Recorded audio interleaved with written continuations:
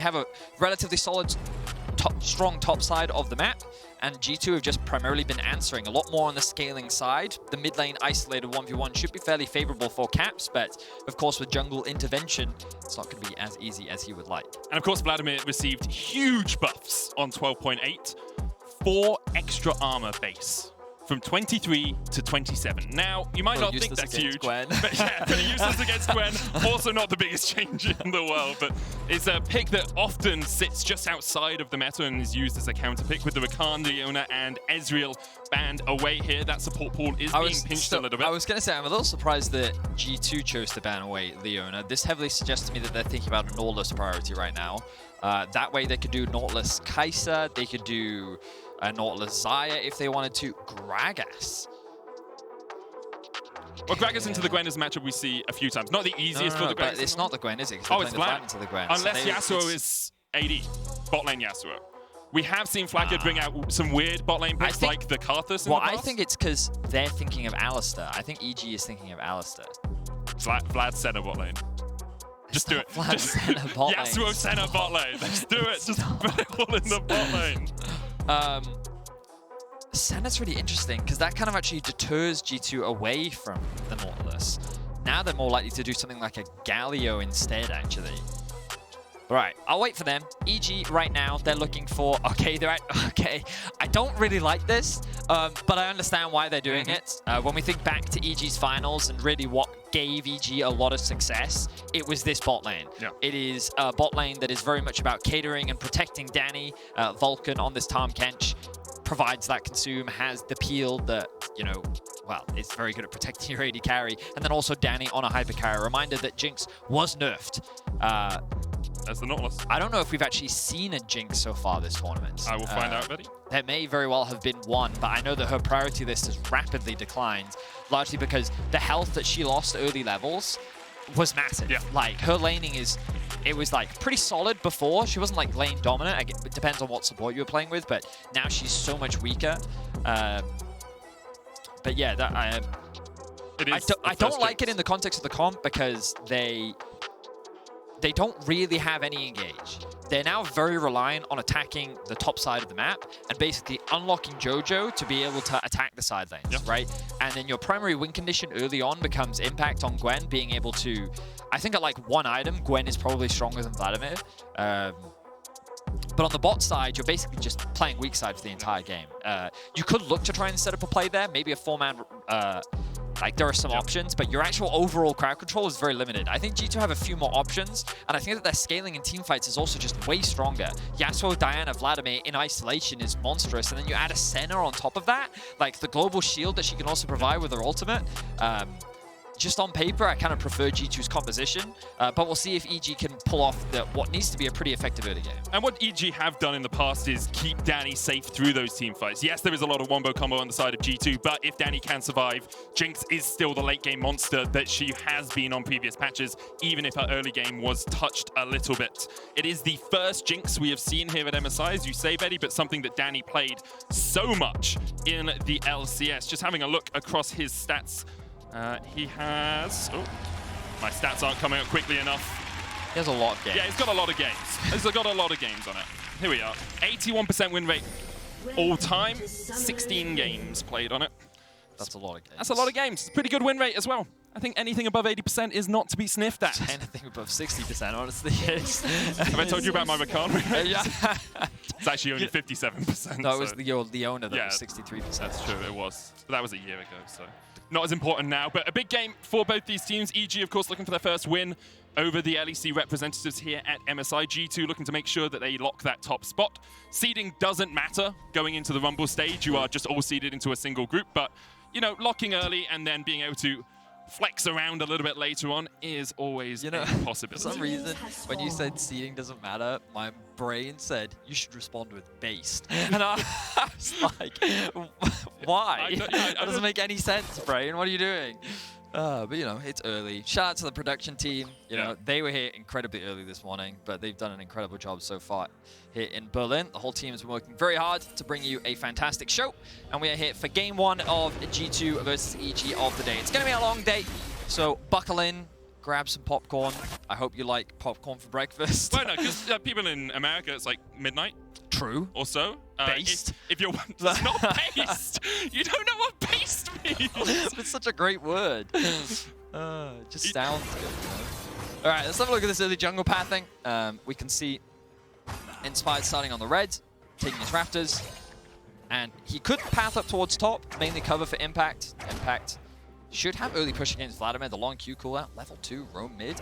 He's assisting with the push, I would imagine. Wait, yes, he is. Looking for an early push. Jojo wants to get this underneath the tower. So this is already an adaptation from what we saw from the previous week because, pardon me, Jojo pushed in the wave against Caps very early on, earlier in the last time, well, the first time that they met, and he ended up getting punished. He lost his flash, and then he got repeat ganked. This time, though, Inspired walks into mid, helps cover for him, helps push the wave underneath the tower. The wave will now bounce back towards him, and Inspired is able to steal away the Raptors. Now we'll see a bit of a contest over this red buff as Jojo has priority in mid. Jankos recognizes this. Caps look for the damage. He has the level advantage. Jojo used the red card early on. Caps dashes back, and because Jojo was forced out of the mid lane, Inspired couldn't continue to contest the red buff. Jankos took the long route round. They did ping that they thought he was there. Inspired played it safe. Honestly, just really good adaptation from Caps. He recognized exactly what was happening, and he just rushed level 3. He just focused on knowing that he could get a level advantage because the minions were dying faster on his side, and then he used that to reclaim control of the wave and actually had some kill threat on Jojo. But then he realized, you know what, I can't afford to overcommit here, not worth it, and he's able to disengage. He reclaimed that prio back, and then he also allowed Jankos to reclaim his red buff, because as you rightly identified, once Jojo lost that push and Caps wasn't stuck underneath his tower anymore, Jojo couldn't go and help him, and so Inspired has to disengage. So, very cool kind of mid lane setup, but nothing too dramatic is going to happen so far. And that matchup in the jungle is our Mercedes-Benz featured matchup of the game. We already see how important it can be. Danny and Vulcan here using their bot lane push to take the second Scuttle Crab. The first Scuttle Crab that spawns isn't as important as it used to be or as it was at MSI last year, but still very good to take that away from Jankos when you've already stolen his Razor Beaks as well. But it's just really good early game planning here from EG. They not only get the top scuttle, they get information on where Jankos is, and the bot lane using their prior is able to secure a Scuttle Crab as well, and overall just come out on top in this early game. Jankos now on the row. Vulcan caught a little bit. We'll get locked up for a second here. Of course, still has the thick skin. Hooked back, still has the flash as well. Uses the exhaust. Vulcan uses the thick skin as the chase continues. Heal coming out as well. Vulcan jumps away. Jankos chases him down, and now Danny's in a bit of a hard spot. Inspired coming in to react. He's going to get rooted. Flashes forward for the stun. Jankos falls. Danny with the red buff now can chase. Inspired can jump the wall as well. With that Diana stolen away, the chase continues. Targamas flashes. Impact dying in the top lane. Broken Blade in the Sanguine pool. Impact can't react. Meanwhile, in the bot lane, Flakked will die. 2 for 2 across the map. Okay, this early game already getting very explosive, but the response from Inspired was good, mainly because you're getting so much gold onto Danny. A bit of trading now in the mid lane. Caps does have Ignite here. Jojo already burnt the TP. Vulcan here in time to save his mid laner. Sun card comes out. Abyssal Voyage. Caps flashes forward with the Ignite. Ticking Caps takes it. The tower will not shoot. The tongue will not lash. But here is Inspired just in time. Caps still trying to dodge away. Oh, no! He gets to the other side. Vulcan flash, tongue lash. Give him a licking in the bushes. Inspired continues to chase. Caps trying to get away. Has the Razor Beaks to dash to and should be able to escape a tongue lash. Abyssal Voyage going forward. Caps double dash and manages to survive. Oh my god! Caps just broke Jojo's ankles, man! Oh! This is a good game. That was a 3 versus 1, and Caps is able to get out. Oh my god. Oh. That was just... Oh, you've got to feel for Jojo after that one, because that's just the collapse experience. So many mid laners. Like, I always remember that story that Cadril tells me, which, like, he left mid lane because of Caps. Yep. He said to himself, like, I can't ever be better than this guy. I'm going to jungle. And it's plays like that. Like, Caps has done this to so many different mid laners. Oh my god, but what an output. I need a replay. I need a replay. Meanwhile, we didn't even talk about the fact that Broken Blade also solo killed Impact in the top lane. That was not what I was expecting at all in the 1v1 matchup, as the junglers now find each other once again. Jankos on the chase here. Jojo coming in with gold card lock. Now has the 6, has that Destiny. Flakked moved up towards this mid lane as well to help Caps get the push. I will say, as much as the Caps outplay was kind of the cherry on top of a delicious team fighting a cake, the rest of that sequence was so good from EG. The tracking that they had on Jankos early on. We'll have a look at this from Cap's point of view. So the most important thing to note is he realizes that, well, he's just trading in the 1v1 because he's Yasuo into Twisted Fate. So he knows that he can come out ahead in this matchup. The thing that matters is, like, so we're actually quite early on the replay in this because all the shenanigans are happening down towards the bot side of the map. And farming minions. The thing that really determines what makes this awkward for the Yasuo is because the Tahm Kench ends up showing up. So we need to move a little bit ahead in terms of the replay before we actually see the full commitment. So he gets the knock-up from his Q. He's able to land it. Doesn't have the level 6 yet. Uses the wind wall to block the stun card. And then the Tahm Kench shows up. And it's at this point that he realizes, okay, so the stun card lands. And he just flashes all in, knowing that he has Ignite. And he's able to get this kill. Then he's just trying to buy time for his passive to rebuild back up. And then get the shield back available to him. The flash lands, but then he's able to disengage utilizing the Raptors as well. But it's just that decision where he recognizes, I'm not getting out, so I may as well just go in. And, like, he could have died there, right? But he recognizes that I may as well try for a kill rather than get absolutely nothing for it.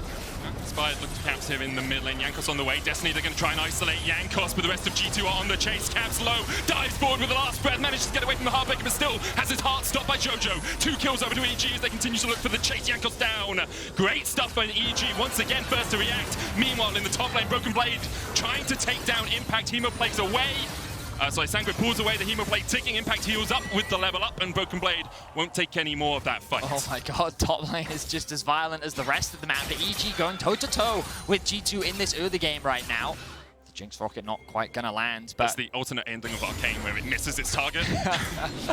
Well, I think what's impressive here from Inspired is that he's doing a great job of matching a lot of the aggression that we're seeing from Jankos on the map. One of the big issues that EG has had against G2 so far is kind of losing a lot of control in the early game, and particularly down towards the bot side. Danny and Vulcan really have struggled against Flakked and Targamas. And I think part of the reason for this Jinx pick was we talked a lot about comfort, giving Danny something that he has proficiency on, he knows how to play lane on, and he's doing much better than what we've seen from him so far in this tournament. On top of that, he even has gold, and look, you can see them looking to go all in. Targamas having to back away. Flakked obviously doesn't have that much damage on the Senna, can't work his way through that Tahm Kench. Vulcan consistently aggressive with the Abyssal Voyagers, consistently putting the pressure onto the G2 bot lane. Flakked trying to get away here. Vulcan underneath the tower once again, just stops the recalls, can Abyssal Voyage over the wall and escape, and it's all about just being a nuisance. The rest of G2 though, trying to react. Caps on a ward. Doing a really good job of just delaying the backs of Flakked and Targamas. This means that Danny will actually get first base. We'll give him that advantage. Oh, hang on. Look at this bot lane once again. The Dragon's more important than the Rift Herald right now. I feel like that... Oh, no, they can actually make this work. Abyssal Voyage in. Jankos does have flash. We'll use it to get across the wall. G2 now trying to react. Flakked, only about half health. Danny and Vulcan coming in. There's Targamas, flash forward for the root. Danny locked up with a death charge. Caps will lock him down. Caps takes one. Vulcan now trying to get away as well, but Jankos is waiting from behind enemy lines to take out the EG bot lane. A kill over to Jankos, 2 kills to G2. Meanwhile, Jojo getting some tower plates in the mid lane. Yeah, the second I saw that collapse of the Jankos, I thought this is greedy. This is way too greedy. The traditional cross map is, okay, if your jungler's getting Herald, then you just have to concede Drake. They should have just taken the back and they should have reset. The good news for EG is they did buy time for Inspired to show up. He's level 7, he can kill Jankos. Heartbreaker in, it's a possibility. Flakked trying to react, has got that 6.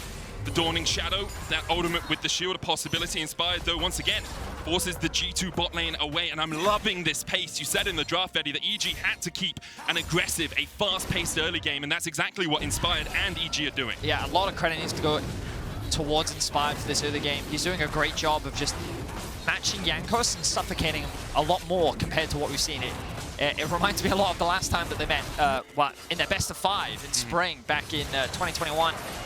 And again, this collapse, you kind of look at the minimap and you realize, okay, well, Yasuo can collapse first, you have your Viego up towards the top river, and then Flakked still hasn't based yet, and Targamas can cut off their escape route. It has the level 6 as well, it gives the knockup for Caps to ult through.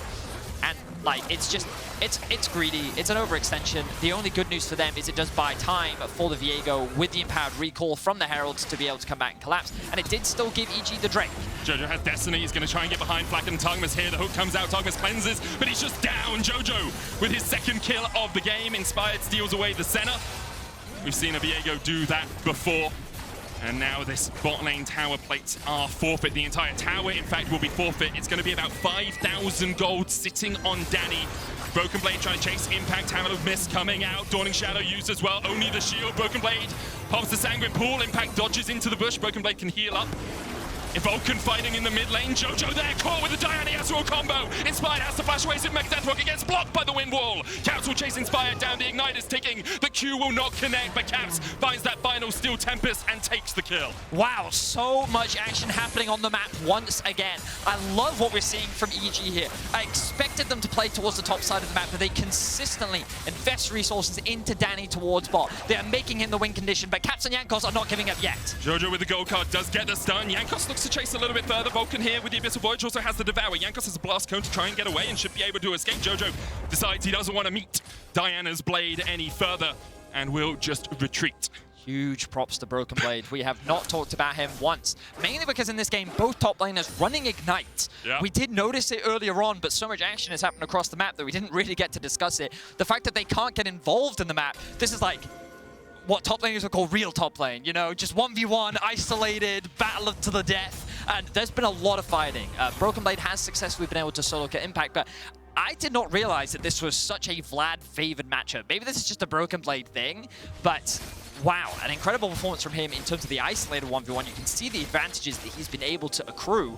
But let's have a look back at this fight that happened towards the river. So they get the bot tower, and then they have a numbers advantage, so they commit to a fight in the mid lane. The exhaust comes down on the Cap. The 3-man ultimate, the exhaust was a second exhaust comes through on the Caps, but it does not matter. The damage from Diana Yasuo is just far too strong. And G2 find themselves with 2 quick kills, completely uncontested. And that is the scary part about this Diana Yasuo. Caps finds himself at 3, 1, and 3. Has his first major item completed. Jankos the same. Has caught up to Inspired on levels. And EG for now do still have the gold advantage. I mean, a lot of that's sitting on Danny. He's 119 CS. Compare that to Targamas, who's sitting at 80. Because you have to compare the farmers in that lane. He's got a Kraken Slayer complete. He got all 5 plates in the bot lane. He's now being moved up towards the top side of the map to look to try and get more plates. They have shown, Danny and Vulcan, that they can outpush and outplay Flakked and Targamas in the 2v2 so far. Obviously, there has been help, but so far, the EG bottom lane is looking much better in the laning phase than they have been in the rest of MSI. Yeah, and comfort is everything, you know. First Jinx of MSI so far, doesn't matter, even after the nerfs, you can see that he's very proficient and EG doing a great job of just funneling resources into Danny. So now we see the 4-man collapse. Oh, Jojo, oh no, oh no, oh no, oh no. He's got Flash. He's got Destiny as well. Maybe you pop it just for the awareness of where everyone is. G2 don't want to take the play. No minion wave for them, meaning they didn't really know exactly where Jojo was as much as they could assume he was under his tower. Meanwhile, Inspired coming up towards the top side. Danny gifted again. A tower in the top lane. G2 looked for the rotation, gave that Jinx free time on the tower, and Danny was very willing to accept it. Jankos coming in here to clear out the mid lane. What is next on the agenda? Currently, it looks like Targamas' life might be there, but the stopwatch coming out and dodges away from the Abyssal Voyage. Dawning Shadow for the shield as well. Vulcan pops the thick skin, devours up 1. Destiny coming in. Here comes Jojo, and it's enough to force Flakked to retreat. Jankos was here, but not in time as EG get another kill. Really good spawns from Jojo there. I loved his ultimate. It may have seemed a little excessive, but G2 was collapsing first. And Danny and Vulcan were far too extended in that lane to be able to get away to safety. So by him using the ultimate top, he effectively gets to the play ahead of G2, allows them to get the kill, and also creates a numbers equalizer. Because by getting that kill, they're now in a 3 versus 3, and he can escort his bot lane to safety. So huge props to Danny and Vulcan getting that kill, and then their mid laner offering that support. And now EG 1,000 gold ahead at the 15-minute mark. It has been an incredible match so far. 14 kills, 15 minutes, 1,000 gold between the two teams. And look at Danny. Yes, there is a wombo combo on the side of G2. Danny has to position well in team fights. But if he survives the initial engage with this 7,500 gold, he is going to shred G2. Oh, for some reason I thought the Baron was alive. It feels like it should be, right? I was like, oh, they're just going to rush this Baron down. No, they're just going to grab the Herald. Likely going to use that in the mid lane. But EG, it's just the Danny show right now. It is funnel Danny, make him the carry. He can win us the games. He's a large part of what helped us win the LCS. So let's see him do it again. He's on his tried and true champion. And while he is very far ahead of the G2 bot lane, you know, I'm personally not a massive fan of Senna and Nautilus as a duo. And of course, the bot lane was a bit chaotic for G2. We saw that early dive, which did result in a kill onto Vulcan, then the trade back gave Danny a kill, got red buff as well. Yeah, like all sorts of things kind of happened that we never really saw the isolated 2v2. Remember, we talked a lot about it the last time that these teams met. It was Flakked and Targamas consistently getting 2v2 kills against this EG bot lane. So the fact that EG was able to weather that storm, but it's this top side of the map for G2 that's actually really scary right now. Yes, we highlighted Danny's gold advantage, but Broken Blade is 1,000 gold ahead of Impact. He is a very powerful Vladimir, level 11, has his first item completed, and the wombo combo, remember Vlad's ultimate just makes you do more damage. Stun lands. Jojo not in range for the gold card, is building towards that rapid fire cannon, maybe would have helped kill off Flakked there, but EG now grouping up 5 in the mid lane. No neutrals to be played for, really. They're just looking to try and crack this mid lane tower, or maybe catch G2 out of position. So now we're going to see a really interesting mid game, because there are no teleports, Vedic. It is very rare in Pro League of Legends that you see a game with 0 teleports. I will say, to be technically correct, Jojo has a TP, it's just on Ghost at the moment from Spellbound. See, I was getting to that. Oh, yeah. I'm sorry. Yeah. I'm so sorry, man. See, I was going to say, because what's interesting about this mid game is side lanes become a much harder thing to navigate, as Caps is now getting collapsed on. Jankos is here. Destiny comes out. I wonder if Jojo still goes for this after using the Destiny. He does, into the bush. Jankos tries to get away. Chase is on. Vulcan looking for the flank position. Ghost came out from Jojo as well for a little bit more follow-up. Flakked with a good route there, but Vulcan's so tanky, so difficult to take down. So, this is kind of what I mean, right? So now EG have invested 4 people towards top lane, and they've put the Gwen in mid, but this has left Broken Blade in bot lane to be able to secure a tower and gain their first tower of the game for G2. A lot of standing gold that's available for them to grab. When I meant then being no teleports, map movements become very difficult, and you end up with, well, a very awkward position often, especially when there's no neutrals, being like, well, if I go and catch this wave, because TF is the only one that can move around the map so quickly, and then you also have Vulcan on Tahm Kench that can collapse on side much faster relative to many of the champions, it becomes a lot easier for EG to collapse on G2. But G2 recognize a lot of these things, and so they're kind of like over-grouping as a preventative measure in the event that EG tried to force something. So for all intent and purpose, EG are the ones that have the most agency on the map because they have the most options. So I think it's going to be a really interesting mid-game, because I'm curious as to, will G2 be able to navigate around this? How will EG leverage the fact that it's much easier for them to actually attack the sides? And who will be the first to gain that big mid-game swing? Because the gold is basically even. You know, 500 gold. EG has a tower up. That's basically what the gold difference is right now. And here we are once again on the side lane. They've invested Danny. Cap knows the Vulcan's there. Look at the damage from Danny, man. This guy. Danny's team fighting is just so fun to watch. His positioning in fights, his ability just to get out those extra auto attacks is so stellar, and it's really good to see him on a pick that he is so comfortable on in a position where he can just shred through Caps. The question is, can G2 find a way to attack him? Because right now the vision control in this top side is very much over to EG. That's why Danny was able to step up as far as he wanted. I'm interested a little bit in Broken Blade's build here. I was looking through, obviously we haven't seen a huge amount of Vlad. He's gone Cosmic Drive first. If anyone doesn't know what this does, if you damage a champion with 3 separate attacks or spells, you get 15% movement speed and 40 ability power. So it's a good, like, Vlad buffer when you get into a fight. But it also looks like he's going Void Staff second, which does give you Magic Pen and does give you a little bit of extra damage. It's just often we see it when there's more magic resist stacking on the enemy team, and I'm not seeing a huge amount of magic resist. Although, as you just pointed out, Benny, Mercury treads on impact and inspired with that, the Hex Drinker means that that item makes more sense. Yeah, I think that his expectation is that he's going to be spending a lot of time on a side lane, and the people that he's primarily going to be fighting are impact and inspired. So that makes sense. Being able to navigate through that with a bit of extra damage does make sense. But I imagine he will go for something like a death cap not long after. We'll have to wait and see. Right now, EG have very good control around the river, setting themselves up nicely for the Drake. The top lane was pushed all the way in by Caps. He's now going to make his rotation over. Jojo wanted to go and catch the wave, realizes that he's not in a good spot. Now he's going to invest that TP. G2 have control down towards the bottom side. EG have control up towards the top. No vision for either team, really. behind and spotting out their enemies. Destiny coming out, Impact in there. Flakked gets it, but Impact's just way too deep. Targamas now stepping forward as well. G2 have already taken one, now taking the Dragon. Inspired pops the stopwatch, but in the middle of 4 members of G2, he will be popped himself. G2 find the fight, and EG have to call the alarm to retreat. Wow, okay, so the collapse there from G2 was swift, and now they're setting up towards the Baron. We talked about who was going to come out ahead in the mid game, and G2, they responded well. The fact that Jojo, I said earlier there's no teleport, but I completely forgot he's running Smellbook. Yeah, so I will say, Vedi, Vulcan on Tahm Kench, Danny on Jinx, a Baron being started. I've seen this one before. Let's see if Danny can pull off a Penta once again. Jojo trying to get behind them. The Baron down to 2,000. Danny trying to step forward. Vulcan doing the same. Baron secured. Jojo flashed in, but not much he can do after the Baron's already fallen. In the midst of 5 members of G2, he will fall alongside it. G2 get the Baron, get the kill, and get out. I understand why Jojo did it. You can see he swapped to the smite. He tried to go for a steal, but it didn't quite come out. Ball last breath. They still have their ultimates.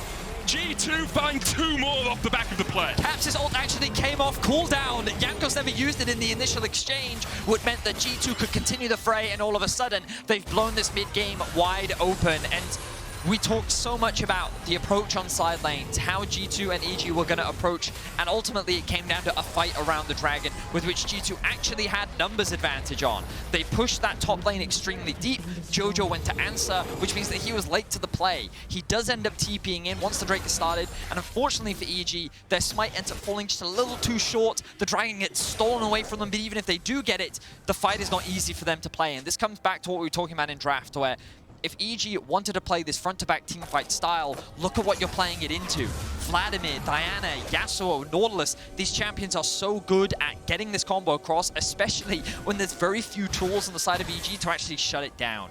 G2 find a successful fight, they converted into a Baron, and now they find themselves with a 5k gold lead. Yeah, the swing is so huge for G2 over these last couple of minutes. EG now very much on the back foot, can just try and farm up, but G2 have everything at their disposal to pull the trigger and start to fight. EG may look for a play on 2 solitary members of G2 here, with Vulcan coming in with the Abyssal Voyage. Destiny used as well, good cleanse from Flakked, but he's slowed up with the Zap, has to flash. Jankos trying to react down towards the bottom side as Caps comes in as well. Impact though with the needle work forces Targamas low. Targamas will fall first, Caps trying to trade with Inspire, but Danny across the wall is putting the damage down. Caps flashes away.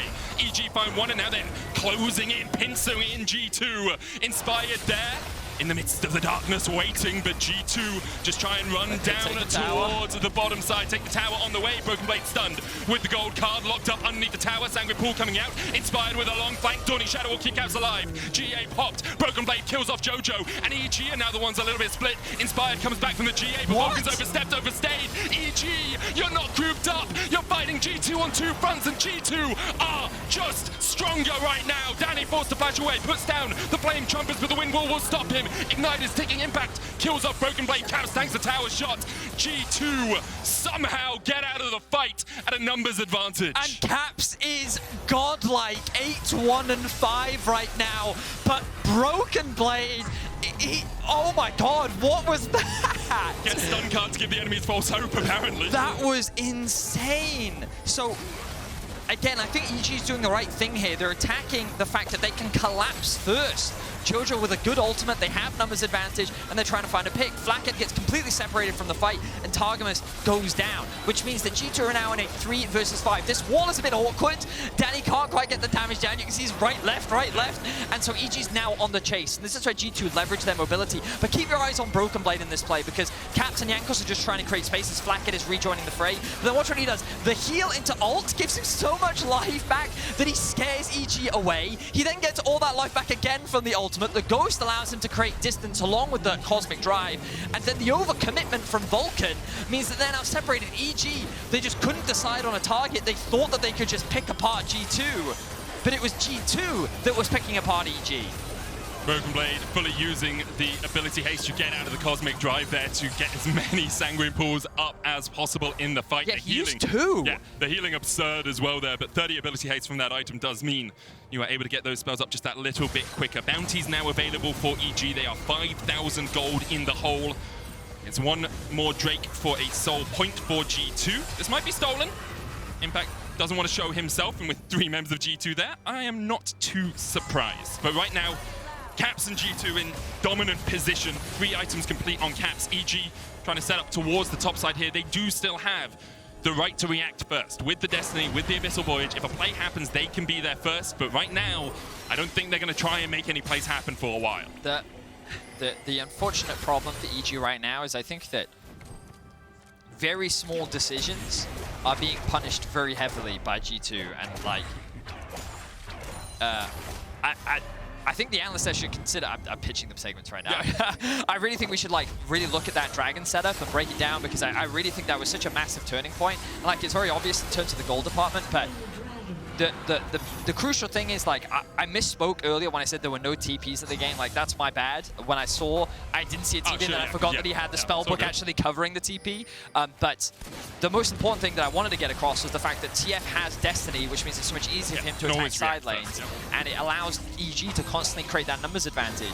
But the one window where they actually get punished for that, and he's actually late to the play. And it's not that he's like super late, it's just that G2 get to set up around the Drake first, and because they have the stronger teamfight comp, they're able to position better. And I think that everything that EG did prior to that was good. It was just that one small decision that Jojo makes that ends up costing them so much. And then, of course, the actual execution of the fight is not easy for EG at all. And then we look at that collapse in mid. That was a good collapse. Everything that EG did was correct. It just... Last breath. Inspired, he's so low already. Heartbreaker's away, Dawning Shadow dodged. Ignite is sticking, but the shield from the Locket will make sure that Inspired does not fall. Caps now with a GA, a little bit more aggressive than perhaps he has been so far this game. He's been damn aggressive up until this point. Inspired forced to jump away with a Heartbreaker, and G2 get control over the Baron. And this is the other thing. G2 have a lot of champions that have a lot of independent agency, and the outplays are crazy. Because again, that mid play from EG was a really good one, but they just got outplayed. Jankos, stopwatch to get away from the gold card. Broken Blade, ghosting in. Jankos will flash away. Broken G2 had actually started up the Baron during this time and then had to back away. Broken Blade ticking away. Has used the Hemo Plague and will heal that back up. 800 health back from a single person Hemo Plague. That's a chunky top laner. The Vladimir, and Jankos here will just try and clear out a little bit more vision. EG grouping up as 5, Danny stepping forward, always has that Devour to get him out to safety if so desired. And G2 would just melt through this. With Yasuo, Diana, their back there is so fast. The Inspired is hovering around. No Heartbreaker, but he does have the flash, 5,000 on it. Inspired has the GA as well. Targamas hooks him, they're looking to kill off the jungler first. GA is going to bring him back. EG now looking for a bite. Jankos is low, trying to heal up, but the shutdown comes in as Impact found a good flank position. Inspired able to dash away. Caps chasing Impact down, 1-for-1 so far. Jungler for top laner. EG though, maybe just decide to back away. They don't think G2 will go for the Baron, knowing they don't have a jungler and Inspired could steal. Inspired though was spotted on vision as he went into this bush. Does he react in time? Broken Blade put a ward down. That means Inspired will know that he was spotted out by the enemy team. So look at the minimap right now and look at what Caps is doing. He's been doing this pretty consistently throughout the game, and he is just shoving that top wave all the way underneath the tower. It is creating this constant point of pressure that EG have to respond to, which is giving G2 these windows to be able to make the play first. Now again, Inspired plays this very well. He has the GA, he knows he can buy time. A good hook comes out from Targamas, but then Caps invests his ultimate very early to try and get that kill onto the jungler. A good stun card onto the Jankos, followed by great chain CC coming out from the rest of EG, with a good disengage from Inspired, allows them to get that pick on the jungler, and ultimately EG do what they set out to do, which is buy more time. They stop G2 from securing the Baron. They will be able to get a little bit more time for Danny to get more items, more levels under his belt, and again, he now becomes that primary win condition. The problem for EG is they had a very impressive early game. I really liked what we saw from them. They did a really good job of funneling resources into Danny. They got him very far ahead, but so far we haven't been able to see a successful team fight from them. A lot of these fights have been very scattered. The fights have kind of fallen apart before they can start. And again, this comp from EG is not easy to play in terms of a straightforward front to back. So we need to see how EG adapts to the situation that they're in, because if Danny can't do damage, then you're never going to win the fight. Definitely true. There's a ward actually behind where Jojo and Inspired are here. This has been there for a long time. It spotted Impact as he pushed out the wave. Would, of course, spot anyone trying to get towards this Baron as well through that top lane. Meanwhile, though, EG are funneling down the mid lane. Inspired and Jojo off towards the top side. Jojo has the TP, and with Hextech Soul a possibility for G2 in 50 seconds, it looks like EG are deciding to invest more time towards the bottom side of the map to avoid that Hextech Soul getting taken, rather than making sure G2 don't get the Baron. G2 just keeping the mid-pressure up. You can see that bot wave stacking up. Inspired. Targamas there, hook connects Heartbreak. That was really well done by Inspired to make sure he got out, but that's the ultimate down. No flash on him either. Impact's going down towards the bottom side. He's spotted on vision as well, though. Caps looked like he was going to catch the top wave, instead just going to grab the red buff. G2 abandoning the side waves for now. They have a good wave stacked up on bot, but EG don't care about it. Notice they've actually just had Jojo stack up with them. Speaking of stacks, Flakked at 144 on this Senna. Okay. Yeah, I just saw it. That's absurd. A Hextech Soul with a Senna with that range is going to be so difficult to deal with. Curse of the last mist coming out there, curse of the black mist there from Flakked didn't quite connect, but yeah, sorry for interrupting you. Just like 144 is a number we do not often see on the Senna. EG keep trying to start this one off, but there is that ward in the back of the pit. G2 have been spotted out by the ultimate. Caps now on his way. EG know they have the numbers advantage. They're trying to get this fight, but look at how big Broken Blade is. Roots up. Stun lock, Dawning Shadow coming out, EG looking for the fight, Flakked puts a shield down, Jankos down, Broken Blade trying to get into the backline, the Hema plate going off, Jojopyun's going to be live with the Super Death when he connects, and this is great for EG, the chase is on! How many ever stacks you get, Flakked, you still can't shut down Danny in a team fight. EG win the fight around the Baron, I've seen this one before. And finally EG get the front-to-back fight that they were looking for.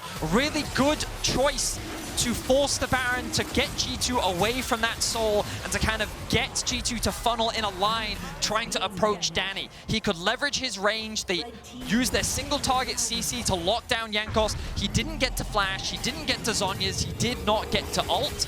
And without that engage, G2 had no way to start the fight off. EG find themselves with a big win. So again, look at this front to back. They know that Caps isn't here quite yet. The stun comes through, they get the pick damage off. And again, Jankos, watch him. He tries to engage, immediately gets stunned up by Inspired, followed up by Jojo, locked down, insta-kill. A huge thing is Targamas landed a 3-man knocker with the depth charge, and Caps was not in range to ultimate.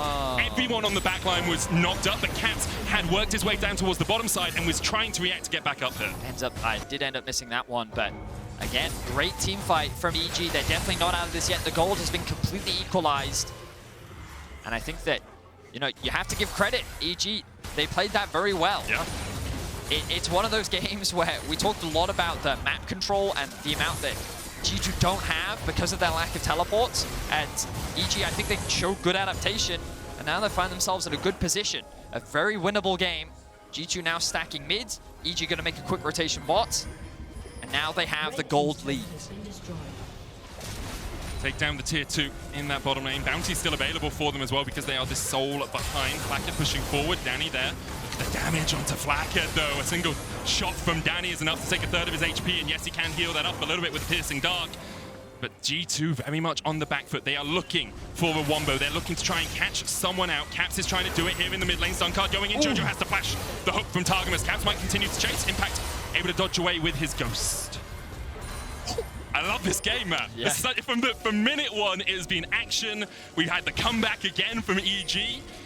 The resilience from this team in these positions has been sublime to watch. I think the biggest takeaway is EG's development and growth throughout the tournament. I think that they've kind of taken a step back in the sense that they've reverted back to comfort, but I think that why try to fix something that isn't broken, right? This is how they found a lot of success. This is how this team was able to win the LCS. So rather than try and do something different, try and play to the beat of other teams doing like the traditional meta, instead pick what you know and how to execute, and you can see the benefits of it.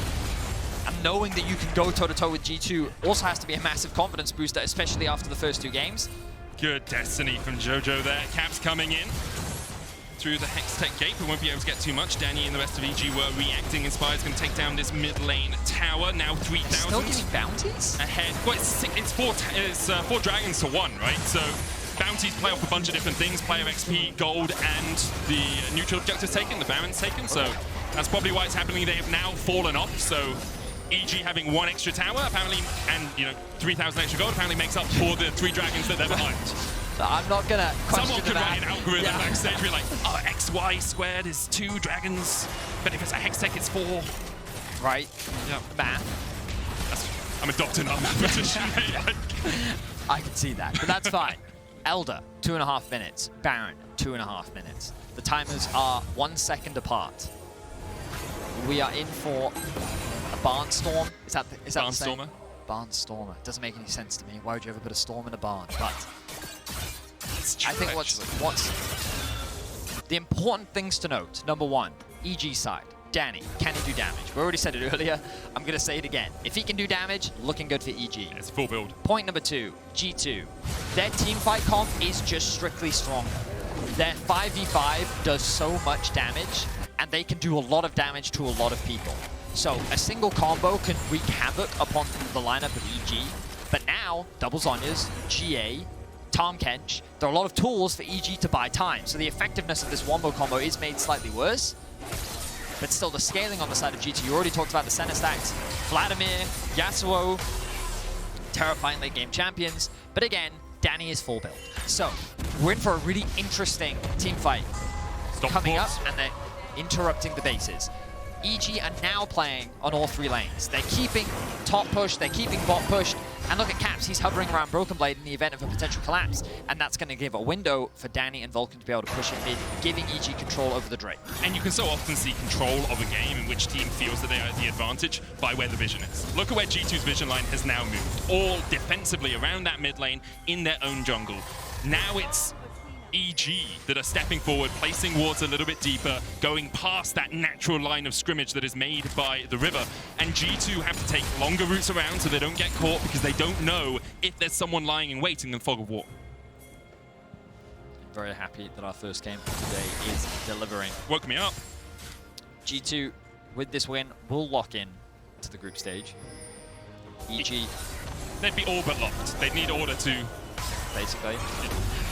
Good route, but EG right now maintaining that pressure across the map. Have a look, top lane pushed in. Broken Blade has to go and answer. Bot lane pushed in. This Elder's going to be spawning in 30 seconds. How will G2 respond? Will they just rush towards the Baron? Diana's actually going back to base. The Hex Gates will help in terms of the rotation, but they're going to be very late to respond to this. They'll have no vision on it as well. They're going to go the long way around. Ping's coming out. So what is the decision here? Jankos using the Hex Gate to get back out onto the map. Double sweeper. Who are you looking for? Targamas face checks. A couple of auto attacks from Danny is enough to chunk him down. Ward goes in, Jankos with the engage counters there as well. They're just trying to kill Danny. Vulcan with a great devour, just in time. But here come the rest of G2. Danny not able to get away. And that's the wombo, it's the combos you'll see today. Flash, Moonfall, Danny dies. Wow, that was the wombo combo that G2 was looking for. And Danny didn't get a chance to react. Flash R from Jankos wipes EG off the map, and they will secure the game. The win streak for G2 will continue. 17 wins in games in a row here for G2. Everyone in EG can just sit and watch as their base is torn to shreds. G2 5 players strong, push forward. And you may live evil, but G2 are bad to the bone as they take down EG. What a great game to start off the day. We saw some great things from EG in terms of their evolution in the early game. I think they did a fantastic job of answering a lot of what G2 was trying to do. But the individual prowess, Broken Blade with his solo kill in the top lane, Caps just breaking ankles left, right, and center. The wombo combos coming through. At the end of the day, the G2 teamfight comp did end up coming out on top. EG, they had such great position. I think they played the map very well. And the good news for EG is this is very tangible growth that we've seen from them so far in this tournament. But so far, it's not enough to take down G2. But as you say, game after game, they look stronger. Game after game, they show us different facets to their arsenal. And Jojo performing really well a couple of days ago. Today, Danny was set up for success, and he was in a position to succeed when they got a good front-to-back team fight. EG